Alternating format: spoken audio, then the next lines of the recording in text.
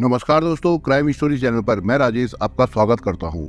दोस्तों, आज मैं आपको अपराध की जिस वारदात के बारे में बताने जा रहा हूं, वो वारदात सूरत, गुजरात में हुई थी। तो चलिए दोस्तों, इस वारदात के बारे में हम लोग विस्तार से जानते हैं।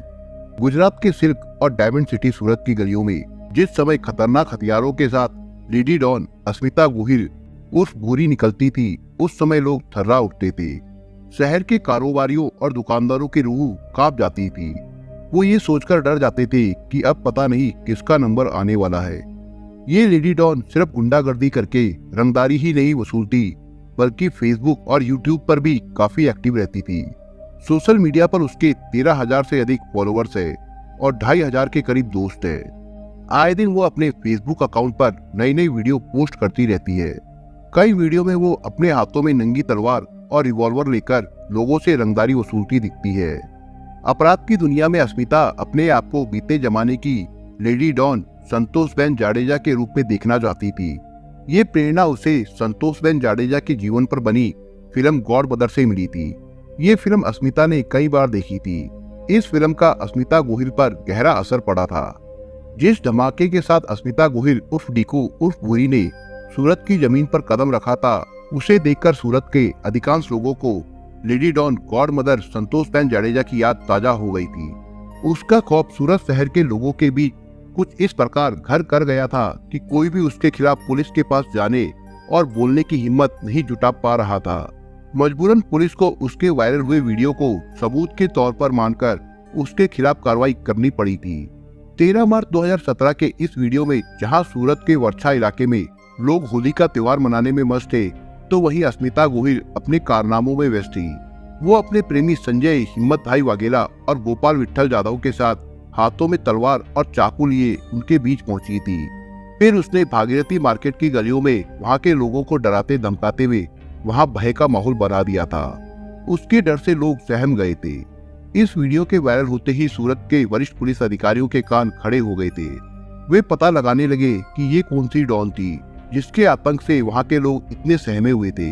मामले की गंभीरता को देखते हुए सीनियर पुलिस अधिकारियों ने वराछा के थाना प्रभारी मयूर पटेल से उस वीडियो की सच्चाई जानने के निर्देश दिए। वरिष्ठ अधिकारियों के निर्देश पर थाना प्रभारी मामले की जांच में जुट गए। जांच में थाना प्रभारी को पता लग गया कि वो लेडी डॉन और कोई नहीं बल्कि अस्मिता गोहिल है।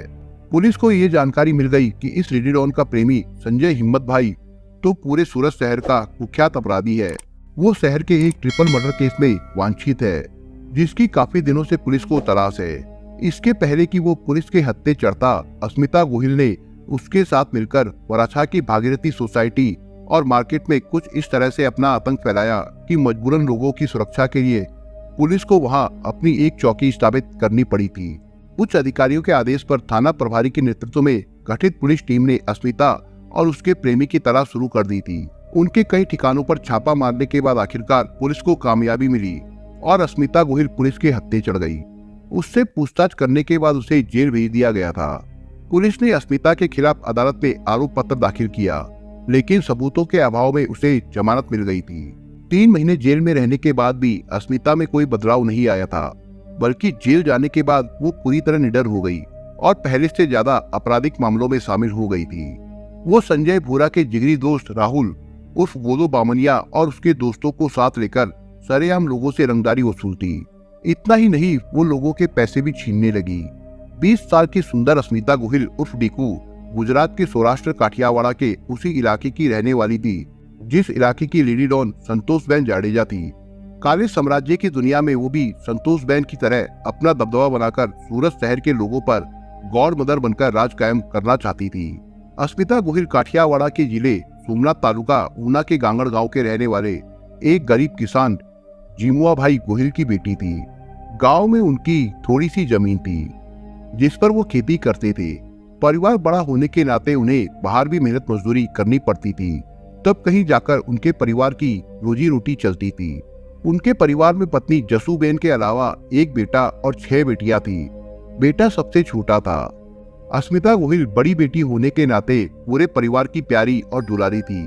पिता ने तो अस्मिता को बेटे का स्थान दिया था। चंचल स्वभाव की अस्मिता का बचपन गरीबी में बीता था। यही कारण था कि वो अपनी उम्र के साथ तेज तर्रार और उग्र स्वभाव की महत्वाकांक्षी युवती बन गई थी। जिन चीजों का उसके पास अभाव था वो उन्हें पाने के सपने देखा करती थी। उन सपनों को पूरा करने का आइडिया उसे लेडी डॉन संतोष बेन जडेजा की जिंदगी पर बनी फिल्म गॉड मदर देखकर मिल चुका था। अस्मिता के पिता गरीब जरूर थे, लेकिन गांव में उनका मान सम्मान था। अन्य बच्चों की तरह वो अस्मिता को भी पढ़ाना चाहते थे, लेकिन अस्मिता का मन स्कूल की पढ़ाई में कम, ग्लैमर व आपराधिक गतिविधियों की तरफ अधिक रहता था।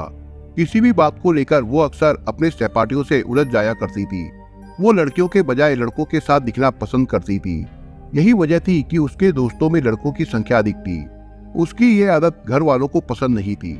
सन 2015 के दौरान वो अपने ही गांव के एक बिगड़े हुए लड़के के साथ घर से गायब हो गई थी। थाने में उसके खिलाफ शिकायत दर्ज करवाई गई, लेकिन उसका कोई पता नहीं चला था। करीब 1 साल तक गायब रहने के बाद एक दिन अस्मिता अपने प्रेमी के साथ खुद पुलिस थाने में हाजिर हो गई। दोनों से पूछताछ करने के बाद पुलिस ने प्रेमी को जेल भेज दिया और अस्मिता को उसके माँ बाप के हवाले कर दिया था। अस्मिता गोहिल के घर वालों ने उसके सारे गुनाह माफ करके उसे गले लगा लिया था, लेकिन 1 साल तक बिगड़े हुए रईस जादे के साथ रहने के बाद अस्मिता को अपने घर का माहौल रास नहीं आया, तो वो एक रात चुपके से घर से भागकर सूरत में रहने वाले अपने मामा और मामी के पास चली गई थी। यहीं पर उसकी मुलाकात भावनगर के रहने वाले कुख्यात अपराधी संजय हिम्मत भाई वाघेला उर्फ भूरा से हुई थी, जिस पर लूटपाट, मारपीट और मर्डर आदि के दर्जनों मामले दर्ज है। संजय और अस्मिता की दोस्ती का पता जब उसके मामा को चला तो उनके पैरों तले से जमीन खिसक गई।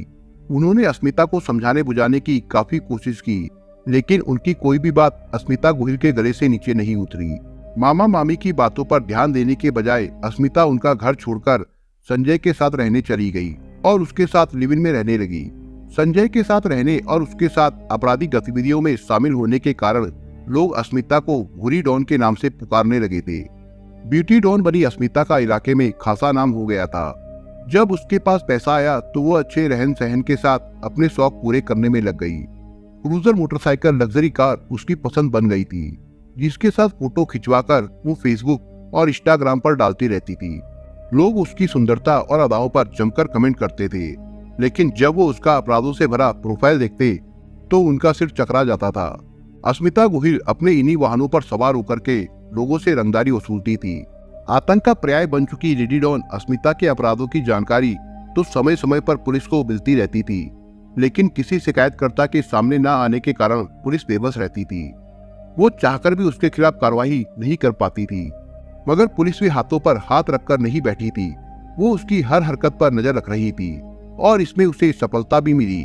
पुलिस के हाथ अस्मिता गोहिल का एक और वीडियो लग गया, जिससे अस्मिता गोहिल और उसके साथियों के कारनामों का पर्दा हट गया था। 21 मई 2018 को वायरल हुए इस वीडियो में अस्मिता और उसके साथियों का चेहरा सामने आ गया था। उस दिन सुबह के 6:30 बजे ही भागीरथी सोसाइटी की मार्केट के एक कारखाने में तोड़फोड़ करते हुए व उसके मालिक को डराते धमकाते हुए अस्मिता और उसके साथी कैमरे में कैद हो गए। इसके 1 घंटे बाद ही वो अपनी मोटरसाइकिल पर सवार होकर वर्षा सोसाइटी की एक पान की दुकान पर पहुंची।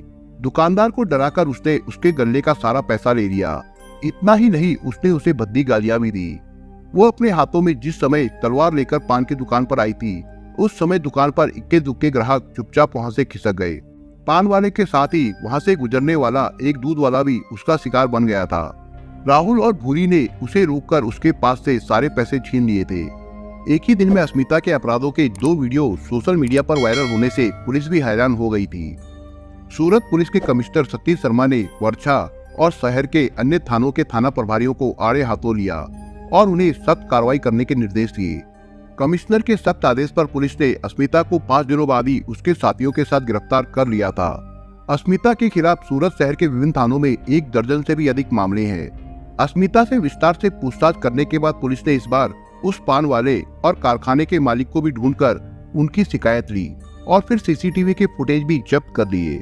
इसके आधार पर भूरी के खिलाफ मामला दर्ज कर उसके साथी राहुल, भावेश भाई, रणछोड़ देसाई, संजय मनु भाई को भी 26 मई 2018 को कोर्ट में पेश कर राजपुर जेल भेज दिया।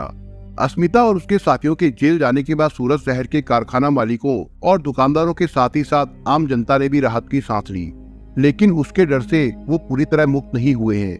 उनका मानना है कि आज नहीं तो कल वो जेल से बाहर आएगी, लेकिन पुलिस का ये दावा है कि इस बार लेडी डॉन के जेल से बाहर आने की संभावना ना के बराबर है, क्योंकि इस बार उनके पास अस्मिता गोहिल के खिलाफ पुख्ता सबूत है। पुलिस की बातों में कितना दम है ये तो वक्त ही बताएगा, लेकिन लेडी डॉन अस्मिता गोहिल अपने साथियों के साथ अभी तक जेल की सलाखों के पीछे बंद है। दोस्तों, आप अगर चैनल पर नए हो तो आप चैनल को सब्सक्राइब करने के साथ कमेंट बॉक्स में इस कहानी के बारे में अपने विचार जरूर लिखिएगा। मिलता हूं एक नई कहानी के साथ, तब तक के लिए अपना ख्याल रखिएगा। धन्यवाद।